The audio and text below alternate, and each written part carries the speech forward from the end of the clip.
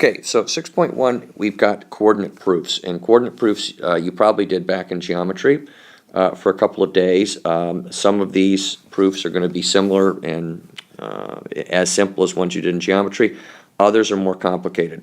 I encourage you strongly to make sure that you review the summary of methods that appears colored and boxed on page 217.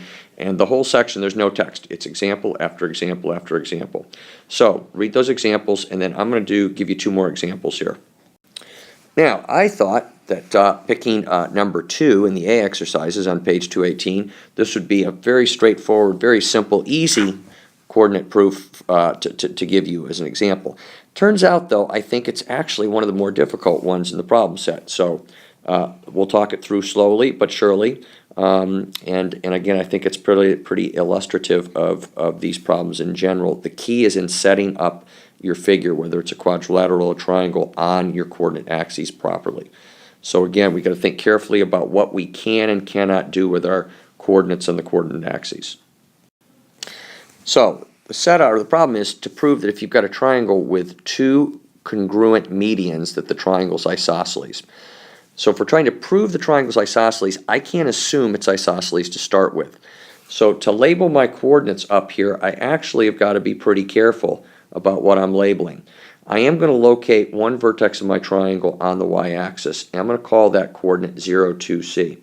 The reason I might want to use 2c's and 2b's and 2a's is just if I have to divide and get down to b's, c's, and a's, rather than have fractions. If I start off with bigger numbers, multiples of 2, I can avoid fractions.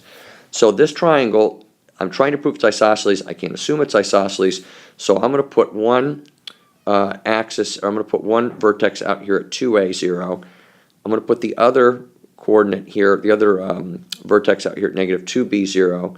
And then I'm going to let, again, one vertex be on the y-axis at 0, 2c. And that's all I can do for my setup. I do know if I draw in now my two medians, and I'm going to draw in these two medians.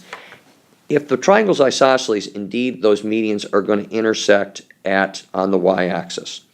However, that's really irrelevant for the moment. I do know that those medians are going to be congruent, and we'll get to that in a minute. But since they're medians, what do I know about the coordinates here of the endpoint of the median on the side of the triangle? It's going to be at the midpoint of this side of the triangle. So if the triangle has coordinates, if the segment has coordinate of 0, 2c, and 2a, 0, then I'm going to have that midpoint being AC. Same thing over on the other side. If I've got a median, it goes to a midpoint, and then the midpoint of the other segment over here is going to be negative b, comma, c. So again, having assumed that this triangle is isosceles, I've got my setup, I've labeled points, and now the question is what to do from here. And the key is they tell me the medians are congruent. So if the medians are congruent, I can use the distance formula to then look at what those lengths are. So median 1, let's say median 1 is this one here. Using the distance formula, I'm going to get that to be a plus 2b squared plus c squared. And looking at the other median and using my distance formula, I'm going to get 2a plus b, quantity squared, plus c squared. At that point, looking at my setup here, if I could somehow get a equal to b, that's pretty much going to get me done with the process. So I'm going to manipulate now and see if somehow I can get out of this, assuming that the medians are congruent, if I can get a equals b. So go ahead and I'm going to square both sides first. So I get a plus 2b, quantity squared, plus c squared equals 2a plus b, quantity squared plus c squared. Go ahead and multiply out a squared plus 4ab plus 4b squared plus c squared equals 4a squared plus 4ab plus b squared plus c squared. Then go ahead and see what can cancel. C squareds are gone. What else we got? 4ab's are gone. And what else we got? We have then a squared plus 4b squared equals 4a squared plus b squared. And then going one step further here, I then get 3a squared equals 3b squared, or a equals b.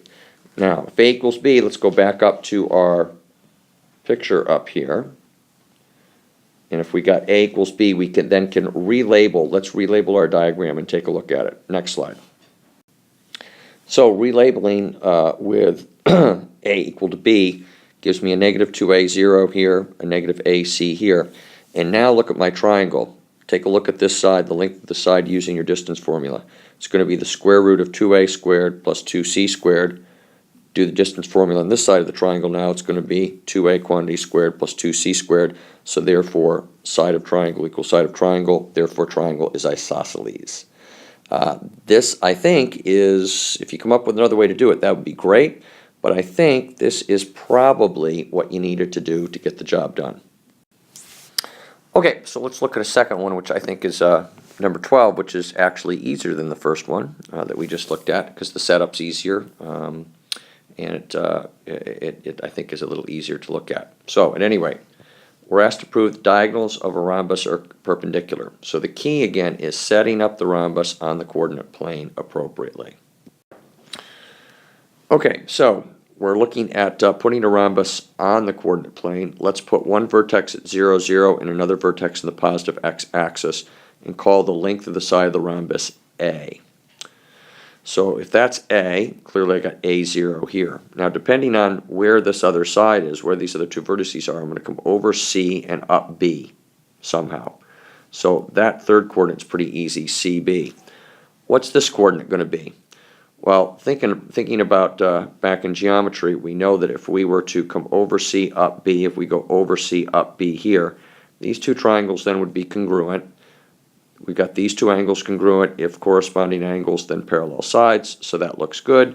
And this length will be congruent to this length. That gets us an A and an A here, so that's all good. So our coordinates then are A plus CB for this fourth vertex.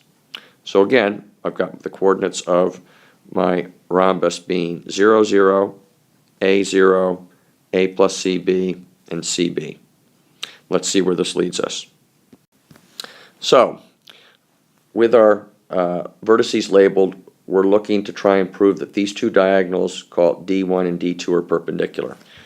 One way to show that things are perpendicular, remember, is to show that the product of their slopes is -1. So let's find the slope here for D1. Slope for D1 is going to be B minus 0 over C minus A. And my slope for D2 here is going to be B minus 0 over A plus C minus 0.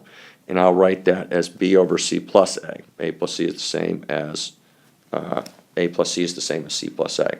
So then go ahead and look at the product, writing the product of those two slopes. So that's going to be a B squared. C minus A times C plus A is C squared minus A squared.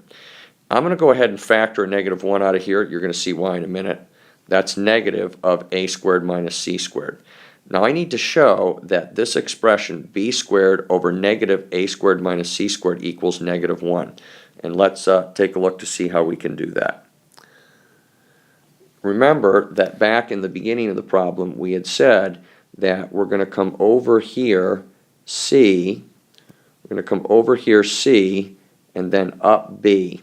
And we determined that the length of the side of our rhombus was A. So I have a right triangle here with a C and a B and an A. And by Pythagorean theorem then, A squared equals C squared plus B squared. And if I look at what I've got down here now with this A squared minus C squared, I can say then A squared minus C squared equals B squared. Go ahead and substitute that in down here. So I get B squared over negative B squared, which is -1. So indeed, I've just shown that the product of the slopes of the diagonals of this rhombus are -1.